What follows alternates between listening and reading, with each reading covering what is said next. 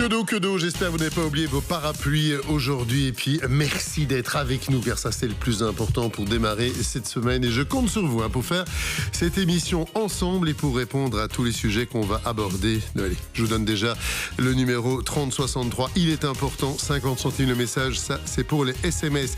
Halloween est-elle devenue une fête vraiment chez nous et de chez nous? Attention, nuance, j'en parlais avec Michael Pachen il y a de ça quelques secondes. Je lui ai dit que dans l'équipe, tout le monde n'était pas fan d'Halloween et je pointe mon regard vers, je ne vais pas dire une fée de l'émission, je n'ai pas dit une sorcière, j'ai dit une fée, c'est Marianne Virlet qui va réagir d'ici quelques secondes. Tout va bien, Marianne? Tout va bien, je n'aime toujours pas Halloween. Le week-end s'est bien passé et je sais que c'est pas votre truc. En plus, faut pas vous chercher, ça on le sait aussi. Oui. Et du côté de... Ohé.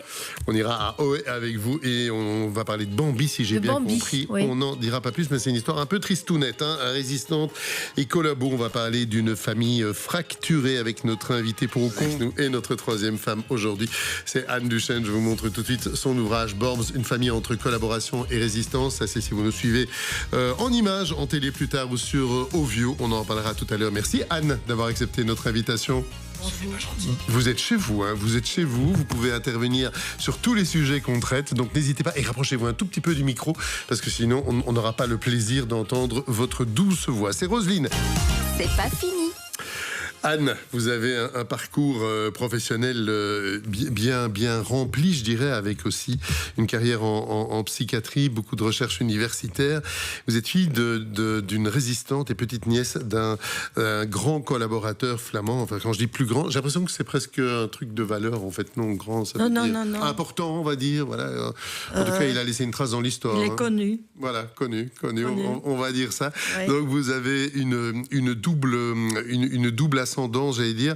En tout cas, une double origine familiale. Vous avez surtout fait un travail remarquable de recherche. C'est une véritable somme. Et c'est un hasard un petit peu de vous recevoir aujourd'hui parce qu'on apprend justement qu'on va pouvoir avoir accès à une bande de données sur la résistance. Et c'est très important de le dire. Donc, on en parlera tout à l'heure. Merci donc d'être avec nous. Anne, vous connaissez cette histoire là de l'autre côté de la table? Maître Rivière, Madame Dalaval, et vous pouvez répondre oui ou non. Je dois vous dire que la Seconde Guerre mondiale est une des périodes de l'histoire qui me passionne le plus. Mais je sais, c'est pour ça que je vous pose la question. Donc, cette période-là et ce nom-là ne vous êtes pas indifférent, bien sûr. Le nom de celui qui était collaborateur m'est connu. Mais j'ignorais qu'il y avait dans la famille également de grands résistants. Eh bien, on en parlera tout à l'heure. Et ça va peut-être aussi réveiller des souvenirs de famille chez des auditeurs et des auditrices. C'est parfois important de se replonger un peu dans ces histoires, surtout dans un monde aujourd'hui qui parfois perd un peu la tête. C'est pas fini sur Vivacité. Vous venez de nous rejoindre. Je vous rappelle que nous sommes en compagnie d'Anne Duchesne, qui est aujourd'hui notre troisième femme, c'est-à-dire notre invitée.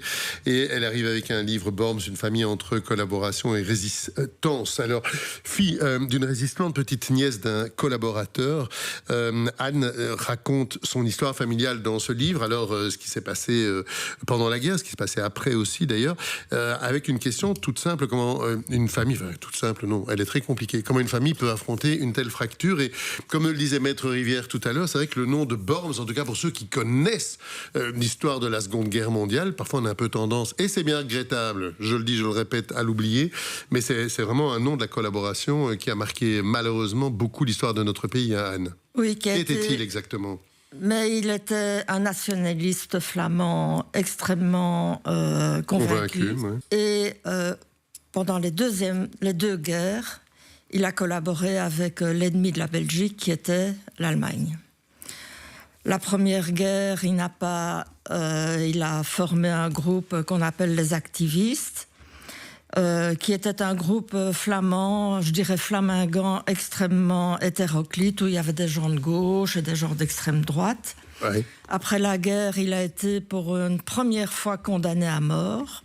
Et il a fait 10 ans de prison. Il a été libéré en 1929 avec le secret espoir que malgré que ça n'était fini de toutes les manifestations qu'il y avait pour libérer les activistes et qu'il se calmerait, Auguste Borms. Bon, ben, il s'est pas calmé. Mais il s'est absolument pas calmé. Il est devenu de plus en plus fanatique flamingant. Et il a viré assez vite, au début de la guerre, vers un collaborationnisme, non seulement avec l'Allemagne, mais avec le nazisme, quoi. Et donc, il n'a pas hésité pendant toute la guerre à se compromettre avec l'occupant nazi, n'hésitant devant absolument aucune compromission, qu'elle soit culturelle, qu'elle soit également, je dirais, militaire, puisqu'il s'est arrangé pour fournir ou pour faire du prosélytisme pour que des jeunes gens aillent se battre sur le front de l'Est pour soi-disant la lutte contre le bolchevisme. Lutter contre le bolchevisme. Mais alors, ce qui est, je suis désolé parce qu'on doit toujours être malheureusement un peu rapide dans l'émission, mais ce qui est incroyable, c'est qu'il y a les deux pans il y a aussi le pan de la résistance, et ça, c'est votre maman, par exemple. Oui, alors ma mère était, mon grand-père maternel s'appelait Borms, c'était le demi-frère d'Auguste Borms. Et il était exactement l'envers. L'opposé. Il s'en foutait complètement de ses histoires de langue. Il a fui la Flandre à un moment donné parce qu'il se sentait assimilé au nom Borms. C'était le nom qu'il portait. Et donc il a fui avec femme et enfants à Bruxelles. Il a mis sa petite fille en école française, francophone.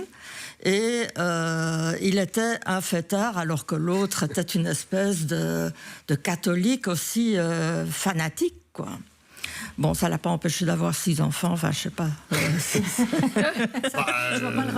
n'y a pas de rapport. Il y a eu des rapports, en tout cas, ça c'est clair. Mais bon, voilà, clairement. Et donc, mon grand-père, lui, était beaucoup plus progressiste. Et il a toujours soutenu ma mère, qui a grâce à des bourses d'études, pour aller à l'université. Ce qui n'était pas évident à l'époque. Ce qui n'était pas évident, mais elle était extrêmement brillante. Et elle a été soutenue par Madeleine Jacquemotte, qui a donné son nom au lycée d'Ixelles. Et donc, elle a été d'abord à l'ULB, qui était quand même extrêmement anti-nazi à l'occupation. L'ULB a fermé très rapidement, en novembre, alors qu'elle y était entrée en septembre. Ça n'avait pas empêché qu'elle ait déjà des contacts avec toutes les anti-nazis et les anti-allemands. Il faut savoir que le début de la résistance, c'est un patriotisme. Les Allemands n'ont rien à faire ici, qu'ils partent. Et donc, elle s'est fait les premiers réseaux de résistance à ce moment-là. Elle est devenue courrier pour un résistant. Elle a fait sa première candie en philo-germanique au jury central. Et puis, elle est partie à Liège. En plus, elle faisait philologie germanique. Voilà. Mais à Liège, elle est devenue très vite secrétaire du rassemblement estudiantin. Elle a commencé à faire de la retape pour empêcher les gens de collaborer. C'était ça aussi.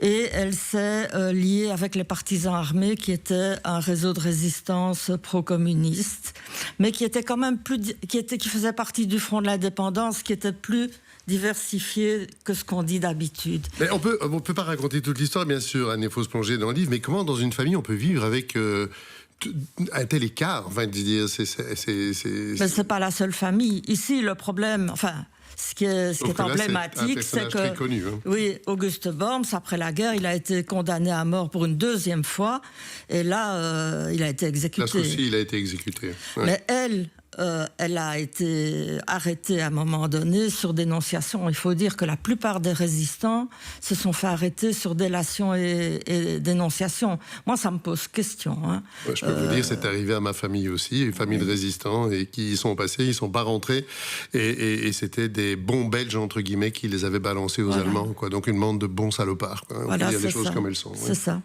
Et donc, elle a été déportée comme Nacht und Nebel. Les Nacht und Nebel étaient censés mourir à petit feu.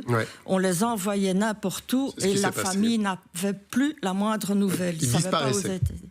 Et donc, elle a été envoyée à Gommern, qui était un camp de concentration pour jeunes femmes, et puis à Ravensbrück, qui était le camp de concentration pour femmes et enfants. Il faut quand même insister que Moi, j'ignorais ça parce que finalement, j'ai fait des recherches aussi pour moi. Parce qu'il y a des tas de choses que j'ignorais. Est-ce que ceux qui reviennent se taisent? Et ça, on le dit souvent, et c'est probablement un mécanisme de défense. Mais après, ça devient compliqué de raconter l'histoire aussi. Oui, et parce puis qu'ils vont faire des recherches. Ils sont démolis. Elle est revenue, elle était la seule avec une autre jeune femme à revenir de vivante. Tout son réseau a été démoli, est mort, tout le monde. C'est un travail remarquable. On en parlera encore plus loin dans l'émission. C'est José Gotovitch qui dit justement c'est une véritable somme de réflexion, mais c'est vrai. Ce Borms, une famille entre collaboration et résistance. Et je crois qu'on a tous des histoires comme ça de familles à des degrés divers ou à des degrés d'héroïsme divers, bien sûr. Mais on a tendance avec les générations qui passent à les oublier un peu. Et puis souvenons-nous quand même que depuis la fin de la Seconde Guerre mondiale, on a la chance de vivre dans un pays en paix. Et je pense qu'on l'oublie un petit peu. Et certains jouent avec le feu. Et c'est pas mal de le rappeler. Merci d'être avec nous, Anne. Vous me demandez comment on vit dans une famille fracturée. Elle reste fracturée. On y reviendra. Elle reste fracturée pour toutes les générations. Après. On y reviendra, on fait une courte pause et puis après ça, je vous pose une autre question et puis je fais aussi un petit débrief de vos réactions. On est sur Vivant, on est ensemble jusqu'à 19h. Excellent début de soirée. Une question, Anne, on en parlait tout à l'heure, justement, vous disiez, par rapport à ma famille, entre collaboration et résistance, on disait famille fracassée, vous avez dit toujours fracassée. Le temps n'a pas fait son œuvre ? Non, je suis restée loyale à ma mère, qui avait coupé totalement les ponts avec la famille d'Auguste Borms. Je dois dire que je suis sensible au fait qu'elle ait toujours souffert de porter ce nom de famille.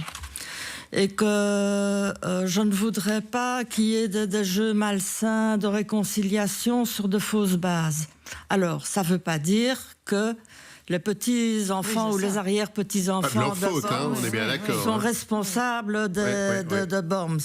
Et dans un article qui est paru dans Nieuwsblad il y a 15 jours, j'invite les éventuels descendants d'Auguste Borms qui seraient, je dirais, passés d'un côté plus démocratique, de prendre contact avec Racine et qu'on puisse éventuellement boire un café ensemble. Oui, ça c'est pour l'éditeur. Donc en fait, vous ne les avez pas revus.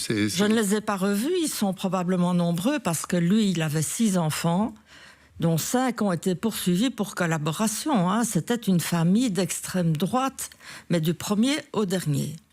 Donc, il y a probablement dans cette famille des gens qui ont fait un travail sur leur généalogie et sur les engagements. Ils doivent le savoir. Mais bon, moi, je ne tiens pas à remettre de la confusion parce que je sais que ma mère en a souffert énormément de s'appeler Borms. Et qu'il y a quand même des éléments qui me posent question dans la récupération qu'on a encore actuellement de ce nom de famille. Oui, et puis la situation politique en Flandre doit aussi vous faire il faut ça réfléchir. On y reviendra. C'est un emblème du Vlaams Belang, Borms. Un des emblèmes, et on sait bien où ils vont les chercher. Anne Duchesne, vous avez une gommette ou une ramassette ? Moi, je suis une fanat de Jacques Tati. Oui, ça je comprends. Qui est un réalisateur cinéaste fantastique. Et il faut aller voir ses films quand il passe ou s'il passe, parce que à la fois il est extrêmement tendre avec l'évolution. Enfin, il parle de façon tendre des vacances. Il parle de façon tendre de notre vie quotidienne. Et il est visionnaire de tout ce que nous vivons maintenant. Il faut voir mon oncle, Playtime, il parle de façon tout à fait prémonitoire de tout ce que nous vivons maintenant, c'est-à-dire l'automatisation, le fait d'avoir démoli quand même des quartiers entiers populaires dans la région parisienne, et puis quand même toute une tendresse autour des vacances, autour des fêtes. Enfin, je trouve que c'est un personnage, un cinéaste fantastique. Et il est mort dans la misère parce qu'il concevait des décors fastueux pour ses films.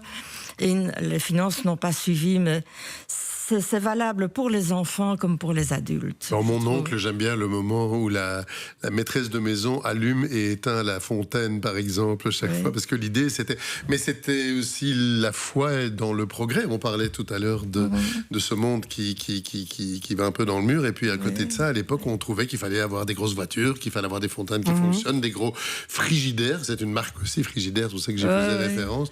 Et lui, il s'en moque, mais avec beaucoup de poésie. Oui, il est vraiment adorable. D'intelligence. Un auditeur qui nous dit aussi que pour l'histoire du Belang, c'est un pied dans la porte et il faut faire attention. Je répète aussi que Borms, une famille entre collaboration et résistance, est paru chez Racine. Excellente soirée. On se retrouve demain.